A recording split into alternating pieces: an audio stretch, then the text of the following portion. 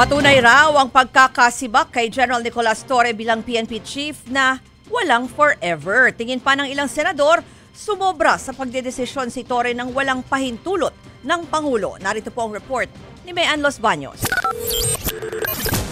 Sama na rin natin yung bago nating kampiyon, si PNP Chief Nick Torre. Pinuri pa ni Pangulong Bongbong Marcos sa kanyang ika-4 na sona nitong Hulyo, sinuoy PNP Chief General Nicolas Torre III. Bukod sa pagkasasahamong suntukan ni Acting Davao City Mayor Baste Duterte, si Torre ang nanguna sa pag-aresto kay Pastor Apollo Kibuloy sa Kingdom. Siya rin ang naghain ng arrest warrant kay dating Pangulong Rodrigo Duterte. Nang maupong PNP Chief, ipinatupad ni Torre ang 5-minute response sa mga humihingi ng saklolo sa 911 sa Metro Manila.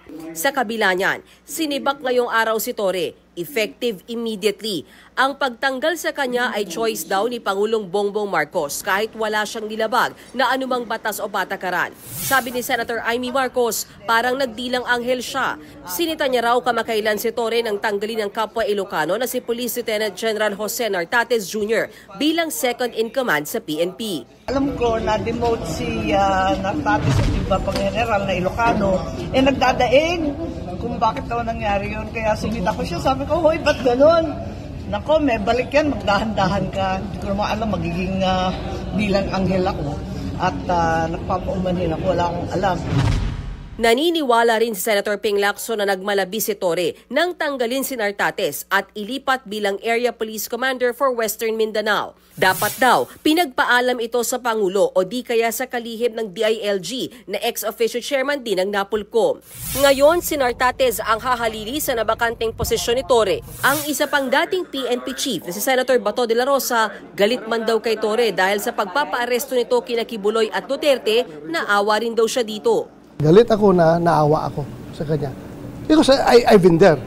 What if ako ang nandyan, nakaupo, lahat-lahat na ginawa ko, kahit na yung bordering to illegal acts, unconstitutional acts, questionable acts, ginawa ko na lahat-lahat. Pagkatapos, ngayon, tanggalin lang niyo ako. Just goes to show na ulang forever. Para kina Senate President Chis Escudero at Senate President Pro Tempore Jinggoy Estrada, karapatan ng Pangulo na sibakin si Torre. Sana hindi maapektuhan dahil again, serving at the pleasure of the President ang sinumang PNP chief. When he was appointed as Chief PNP, sinabi ko na we have the most arrogant Chief of Police in the police force. Siguro, I really do not know the reason behind his relief, but I think the President knows best. May ilan namang kongresista ang nagtataka. Ayon kay Akbayan Party List Representative Percy Sendanya, mga sangkot daw dapat sa flood control projects ang sibakin, pero Chief PNP ang tinanggal. Naguguluhan din sa mga pangyayari si mamayang Liberal Party List Representative Laila de Lima.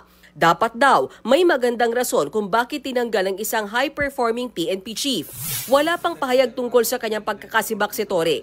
Nagbabalita mula sa Frontline, Mayan Los Baños, News 5.